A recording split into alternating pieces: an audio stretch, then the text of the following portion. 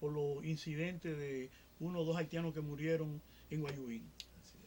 Pero un incidente de carácter privado, donde el Sí, Estado no sí, tiene responsabilidad. sí, pero tú tienes que ver la señal.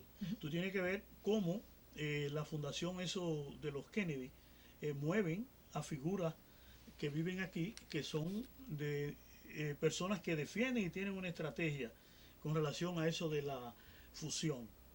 Y por el otro lado, tú te das cuenta cómo una secretaria de Estado como Hillary Clinton, con tantos problemas a nivel mundial, viene 2 y 3 veces a Haití y hasta están moviendo artistas de Hollywood para llegar allá, lo cual hay que decir que no llevan nada en la mano. Y hablo de esos funcionarios porque toman riesgo. El mismo expresidente Bush estuvo en Haití. O sea que hay todo un andamiaje. Tú me dices que qué es lo que se vislumbra. Esto ya no es un problema de análisis en términos económicos, políticos. No hay que ver el debate en términos intelectual como ocurría antes. Ya la gente en las comunidades, en los barrios, tiene el asunto en su propia mano. Nosotros tenemos que referirnos a lo que es esa tesis de los geopolíticos alemanes del espacio vital. La gente va a defender su espacio. Y eso es lo que está ocurriendo. Va a defender con relación a cuestiones relacionadas al salario, cuestiones relacionadas a la delincuencia, a los servicios públicos, a lo que es la presión de una etnia que no es nacional ni se ha desarrollado aquí, lo que tiene que ver con esa competencia en lo que es la desalarización. Don Carlos, vamos a regresar a lo de la ley del talión. No, vamos a una cuestión que yo pienso que puede ser lo que están patrocinando, pero siempre una cosa piensa el burro y otro el que la pareja. ¿A dónde quieren llevar la situación? A un conflicto. A un conflicto, a una Pero confrontación. ya casi no me estoy refiriendo específicamente a la confrontación con los haitianos, sino que los propios dominicanos, para defendernos de la delincuencia, la gente ya comienza a formar sus equipos en la calle, porque Eso ya esto es insostenible. hay experiencia en América Latina, se denomina justicia en las calles, donde la gente está tomando por sí, por su cuenta, la justicia. Tú ves juntas de vecinos en Santiago que dan plazo.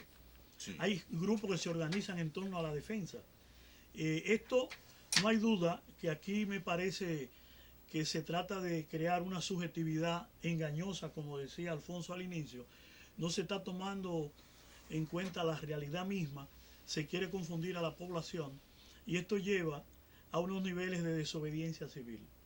En una situación de conflicto, de caos, de anarquía como está la República Dominicana hoy día, donde los estamentos militares, lo que fue el espíritu de cuerpo no existe, donde están permeados por todos los niveles de corrupción y vinculados al narcotráfico una gran cantidad, que esto tú lo ves a diario, donde no hay una representación legítima de quien dirige en el Estado. Usted Y como ahora, un estudioso de la sociedad, al final, ¿qué se puede esperar en un ambiente así?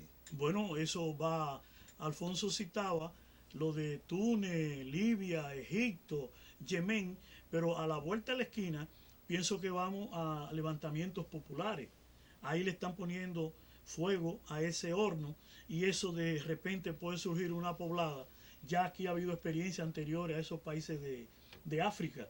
Recuérdense en el 84, aquí hubo una guerra en el 65, aquí se sacó uno de los dictadores más fuertes, aquí ha habido movilizaciones, aquí hay cantidad de jóvenes que están muriendo diario sobre la base del intercambio de disparos. Esa delincuencia, ¿a dónde va a estar? Va a estar del lado del movimiento social.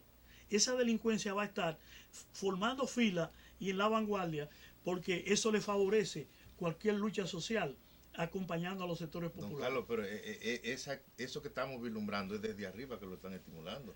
Lo están estimulando. Yo estoy hablando de que esa presión va generando determinados niveles de conciencia, va creando espacios de movilización y además hay un elemento interesante.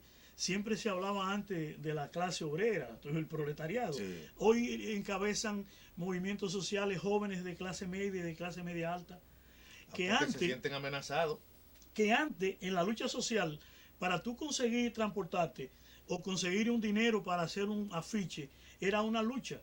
Estos muchachos se transportan en su vehículo, están conectados a través de las redes de internet, tienen redes amplísimas que le llegan en cuestiones de minutos a 80.000, 100.000 personas. Se comunican con el mundo. Con el mundo. Pero además están comunicados con ellos mismos como clase social.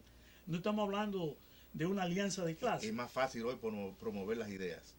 Bueno, yo pienso que si estamos hablando voz del cambio, ya son voces para el cambio. Tomando en referencia el programa, yo creo que ya no es singular. Ya se va creando todo un despertar. Siempre hablaban del fin de la historia, de que la gente del dominicano no era luchador.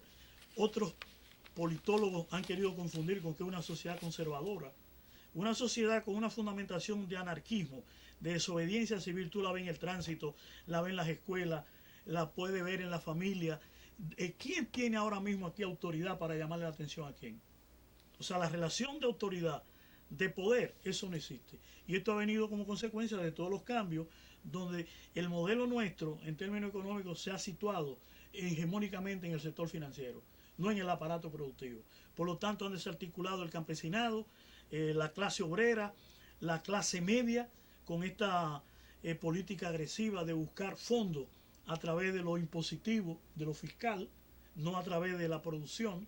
Y esto nos coloca en términos de un impacto permanente de lo que ha sido el neoliberalismo, no solamente en las transacciones financieras, sino también en ese peso cultural. Creo que hay una ruptura que se está dando y tanto los jóvenes como esta clase obrera, popular, lo que queda ya que está en extinción, van tomando conciencia y ya no es un problema de contradicción de clase, sino un asunto multiclasista enfocado, no estoy hablando en términos ideológicos de revolución, sino de reivindicar determinados sectores ambientales, salud, eso del 4%. No es 4, pueden ser 15 o 20, pero fíjate tú cómo han cerrado y cómo eso se ha mantenido y se ha constituido en una llamarada, en una conciencia que levanta en todos los sectores esa necesidad. Carlos, la tesis de don Américo Lugo sobre el Estado-Nación, decía, es inexistente. Y hace un momento aludía usted a los 2 muertos haitianos en Guayubín y una demanda internacional contra el Estado dominicano, pero no es la primera. Ha habido múltiples demandas en los últimos 12, 14 años contra la República Dominicana, incluso por dominicanos netos y en algún momento por una señora llamada Sonia Pierre, que es haitiana de tomo y lomo. Y entonces yo me pregunto, ¿podrá algún estadounidense demandar a su país ante una corte internacional, o algún inglés o algún cubano demandar a su Estado nacional y que el Estado simplemente se quede como que no ha pasado nada? ¿Hasta dónde hay en estos momentos esa voluntad del Estado-Nación? ¿Hasta dónde existe? ¿Cuáles son sus límites? ¿Es esto posible, Carlos? Que un ciudadano demande a su propio Estado. Y recuerdo aquella imagen de Juan Pablo Duarte que hablaba del crimen de lesa patria. ¿Hasta dónde constituye un crimen de un ciudadano demandar a su propio Estado por intereses de terceros? No, inclusive cuando tú cites eso a grandes potencias con crímenes de guerra, no asunto de un simple ciudadano. Nosotros tenemos que situar en lo que ha sido todo este proceso de lo que fue la ruptura de la Unión de Repúblicas Socialistas Soviéticas, lo que fue el rompimiento de la llamada Guerra Fría. Entramos en una guerra caliente donde situaban el desmembramiento, el achicamiento, la anulación del Estado.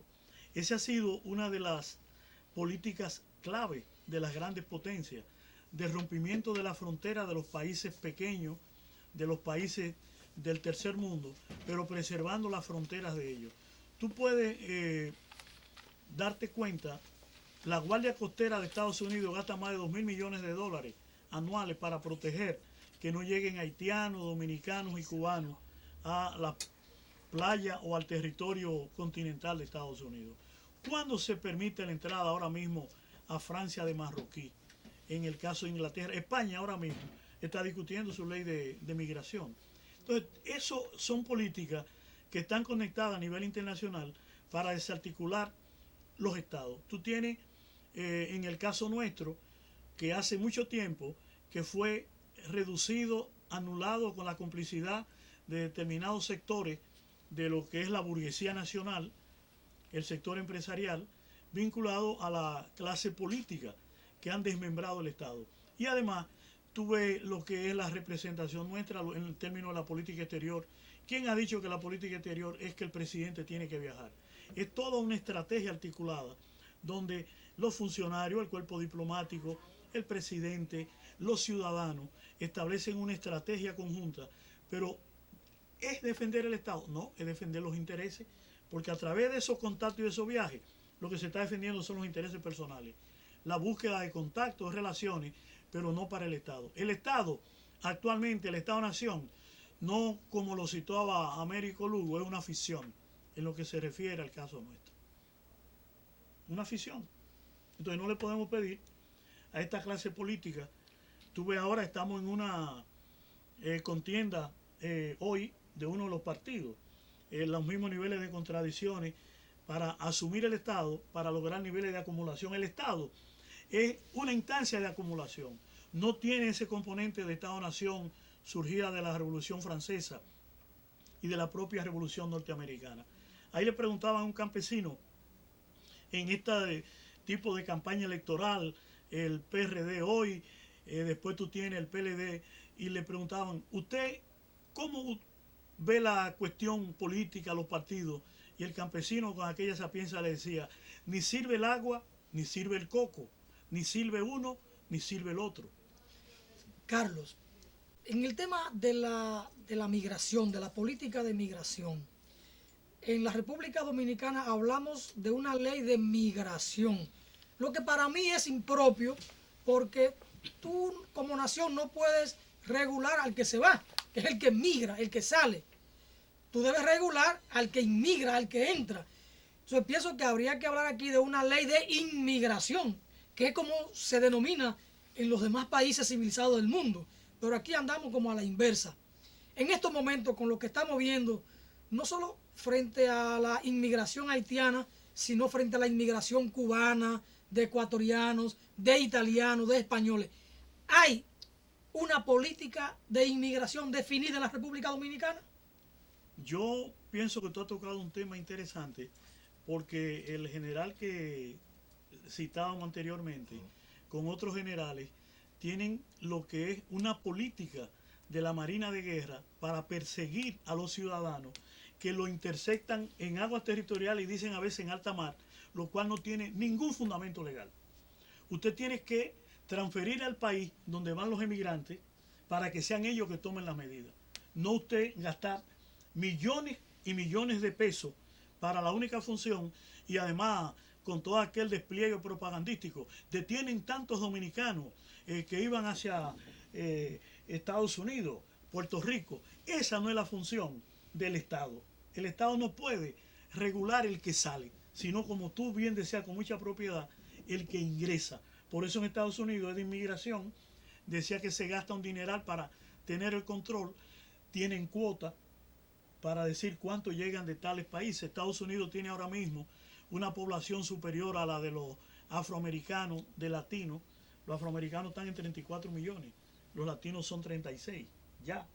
Lo que Samuel Huntington, un ideólogo, planteó el último libro de Quiénes somos, para decir, se está perdiendo la esencia de la nacionalidad y de lo que es la cultura norteamericana.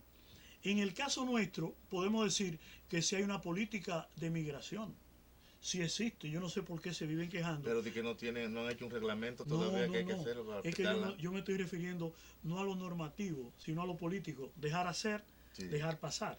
Aquí llegan rusos, nadie examina, italianos, españoles, haitianos, cubanos, norteamericanos, y nadie se preocupa, porque también hay que decir que esto conecta mayor flujo, se encubre con la cuestión del turismo, y también eso permite que la empresa, la industria del lavado de activos también corra por ahí, porque esto se convierte en un paraíso fiscal en última instancia.